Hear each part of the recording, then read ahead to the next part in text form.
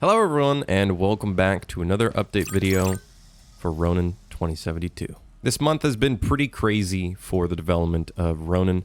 In fact, I've actually been starting to stream every single day, and this started about 2 weeks ago.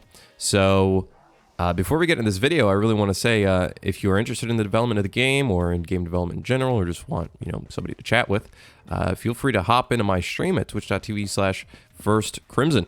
Additionally, I'm also having a GoFundMe to help my move back to Canada.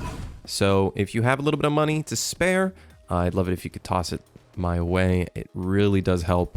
For those who don't know, I'm trying to move back to Canada in like 6 months or so. And it's quite difficult because I literally have no money saved up right now and I'm not really allowed to make any income. It's kind of a iffy situation. If you want to see more details on that, you can check out the link down below. I don't want to go into detail on that because this is a video about Ronin, not about a GoFundMe. So yeah, check it out and let me know what you think. So this month, we actually got a lot done. Things like the tutorial area, we worked on a character, we got a bunch of new abilities and weapons in, and a whole shop system. Let's first talk about the character. The character took us like 2 to 3 months in total to work on, since like the very start of development. Because of the fact that I was modeling and texturing the character and kind of trying to keep it clean for a game-ready asset, it was difficult. And the fact that I had to work on the game itself, it is a lot. I have to manage a bunch of stuff. But luckily, we finally got it in. Kyle, our animator, rigged the character, and I gotta say, it's looking really clean. There's like no issues almost with it. And soon, we're actually gonna be working on combat. We got a little bit of combat in, things like heavy/strong attacks where you hold your left mouse or right trigger and you release it and you deal a heavy attack, but there's so many things we still want to get in for the combat and just make it more fleshed out and fun and satisfying, because combat and movement are the two things that you'll be doing constantly in this game. We don't want it, we're still thinking of like how we want to add more things in, but that will be in a video to come once we have more of the combat and movement fleshed out, because there are going to be gigantic refactors for both of those core mechanics. But hey, the character's in. He's looking pretty badass. There's a couple of things we do want to add in, like cloth, physics, and that kind of stuff to some parts on the character, like his sleeves or potentially his pockets would be pretty cool. But it's definitely getting there. He's in. It's working, and that's already one step forward. Another thing we were working on was things like our grappling hook and our cloaking device abilities. We're hoping by release, or early access release, we will have at least 20 abilities.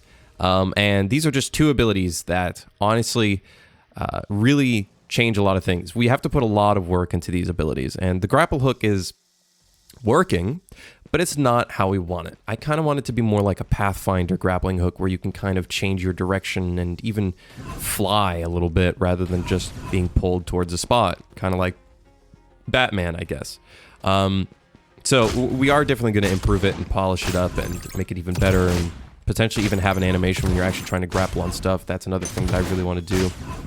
But that's the whole thing with game development. It's a process, one step at a time. This is definitely the first step. You have a grapple hook. It somewhat works. Sometimes you fly away randomly. So there's a couple bugs, but we'll definitely get that fixed. The other thing that I worked on was the cloaking device, which right now is literally just aesthetic. You kind of have this cloaking effect and you kind of disappear and your weapons disappear. It's not exactly the best way of doing it. I do want to make it so your weapons actually have that cloaking material on it at some point. Later on in the future, for this month, I was planning on having our new AI in. Unfortunately, we weren't able to get that in. So that's something we're going to be working on for next month, is hopefully getting in some stealth mechanics and our proper AI in. Because right now we kind of have some dumb AI that doesn't really have any audible triggers or anything like that. So there's a lot of stuff that we kind of have to work on in terms of that. But it's a process, and hopefully we can get it in within the next month. We'll have to see. The other thing we started working on is some more secondary weapons. Secondary weapons are things like your handgun, SMG, or anything that you can pick up. The throwing knives are a new thing, which need a lot of work, but they're getting there. Like I said, it's step one. A lot of the stuff that we're working on is just step one of multiple steps. But the throwing knives, you can throw them. They have a projectile. They kind of drop off. We kind of want to add a little bit more drop off to them and make them feel a little bit more realistic rather than floaty. But for the most part, you can throw them. They hit enemies and you can pick them back up. That was one of the very important things for the throwing knives is being able to pick them back up. That's one of the abilities for it. Unlike shurikens, where they can basically lock on to an enemy and you can throw them really rapidly, you won't be able to pick those back up. So the throwing knives are kind of special in their own way. And of course, one of the big things about the throwing knives is they're perfect for stealth, unlike a handgun, which a lot of people would say, hey, what's the point of throwing knives when I could just use a handgun and just kill things instantly? Well, the handgun is really loud. So you would probably make everybody in a 100-meter radius aware. Probably way more meterage. I don't know. The distance would be quite large because the handgun is so loud. But we got that in, and it's working quite nicely. We do have to polish it up, though. Add animations and all that kind of stuff. So it's really exciting. And once that gets in, it's going to feel really good. Something we also changed was the health. If you remembered in the last video, health was actually just 1, 2, or 3 little bars. Now we've kind of changed it into a percentage. It makes the game a little easier. We can kind of control damage a little better. And honestly, I think this is a step forward. We can make modifications a little bit more crazy, you know, change the percentages of your health and all that. So I'm excited for this change. You know, since we are only 4 months into development, there's a lot of changes that will be coming. And a lot of little things will kind of be adjusted or improved. And that's all it really is at the beginning of a game's development, you're going to be changing it a lot. And we haven't even passed the 1 year mark. Once we pass the 1 year mark, it's kind of like, okay, this is our solidified game. This is what we're going to be going for. Now it's just improving it and kind of adding things. For now, it's just a lot of reiterating and taking a look into things. So right now, this is just one little change. Which does make a drastic difference.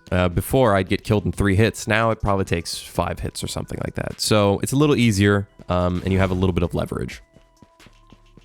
Another great thing we added in, which is one of the key mechanics and kind of ties into your the seed system and how the world kind of gets randomized in a sense where enemies and drops and stuff are randomized. The shop/storefront.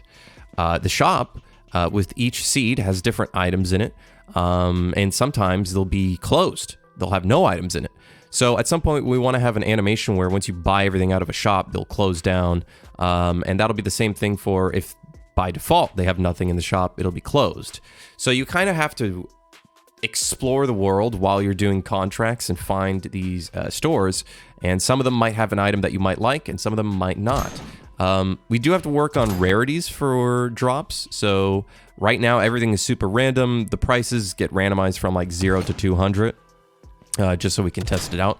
But in the future, things will have somewhat fixed prices. Sometimes they'll be randomized, and sometimes we might even have sales for certain items in the shop to kind of make it feel a little bit more random and more like, oh, hey, my run went really well, which is what I feel like is the key mechanic with roguelikes is that kind of random generation, and a run can kind of go your way or can try to screw you over. Some more stuff that we did is some quality of life stuff. So on top of the health changing and becoming a percentage, I actually added a number on top of that so you can see how much health you have.